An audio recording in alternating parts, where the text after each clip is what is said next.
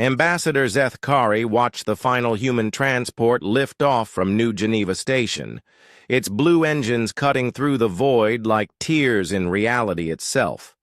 The massive vessel, Endurance, carried the last 50,000 humans away from the galactic community they had helped build for over 3 centuries. "They're really leaving," whispered Counselor Vextal, her crystalline form refracting the starlight into scattered rainbows across the observation deck. "After everything we've built together." Zethkari's 4 arms trembled as he gripped the railing. The Galactic Council had called this meeting to witness what they termed humanity's abandonment of cosmic responsibility. But he knew better. This wasn't abandonment. It was divorce. The trouble had begun 2 years ago with the Kepler incident.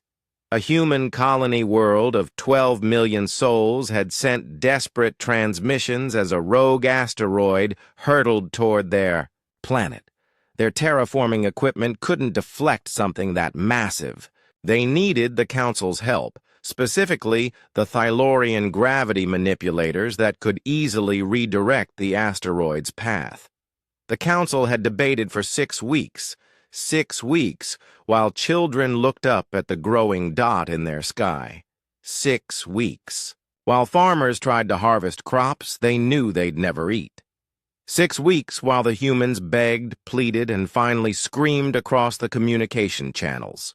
The asteroid struck on a Tuesday. "We were following proper procedure," Counselor Vextal said now, as if reading his thoughts. "The Thylorians had concerns about precedent. What if every species expected immediate assistance without proper bureaucracy?" Zethkari finished bitterly. Yes, I remember the arguments. He remembered Captain Sarah Chen's final transmission, too. She had stood in the ruins of New Kepler City, her uniform torn and bloody, holding a small child who would never grow up. Her words had been broadcast across every human world and ship. "We asked for help, and you gave us committee meetings. We begged for mercy, and you gave us parliamentary procedure. We offered our lives in service to this council, and you counted the cost in triplicate. Consider this our resignation from the galactic community, effective immediately." The human exodus had begun within hours. Now, 300 worlds lay empty. Massive orbital stations drifted unmanned through space. The humans had taken their gravity wells, their fusion cores, their quantum computers, and their dreams, and simply left. "Where will they go?" asked Thylorian Senator Krozenal, his massive form shifting uncomfortably. The asteroid movers had been particularly vocal about humanity's emotional overreaction. Zethkari consulted his data pad. "Long-range sensors show their fleets heading for the galactic rim. Beyond our territory. Beyond anyone's territory." He paused. "They're calling it the Long Walk." The irony wasn't lost on anyone present. Humans had been the ones to suggest the galactic expansion protocols. They'd argued for standardized aid procedures to prevent species from taking advantage of others' generosity. They'd helped write the very bureaucracy that had killed their children. "This is madness," huffed Commerce Minister Zithara. "Do they expect us to beg them to return? Human manufacturing accounts for 37% of our industrial output. Their research divisions have made more breakthrough discoveries than the rest of us combined in the last century.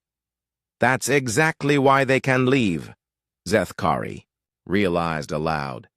"They don't need us." The observation deck fell silent as that truth settled over them like cosmic dust. For 3 centuries, the Council had operated under a comfortable assumption that humanity needed the galactic community more than the community needed humanity.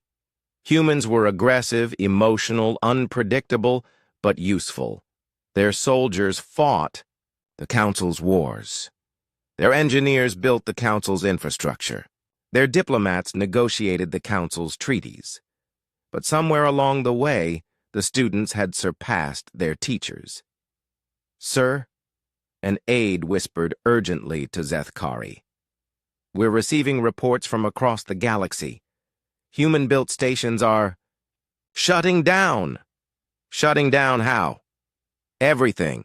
Life support, manufacturing, defense grids. They installed kill switches in everything they built.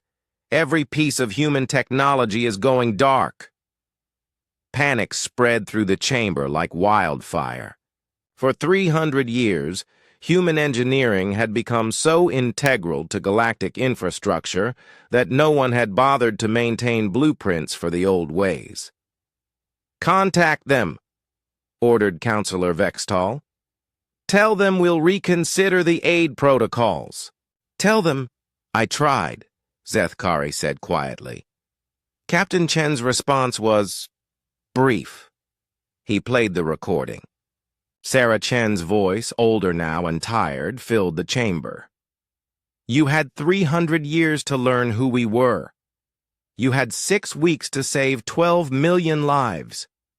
You chose procedures over people every time. We're choosing ourselves now. Don't follow us. Don't contact us. And don't ever again mistake our kindness for weakness. The long walk has begun."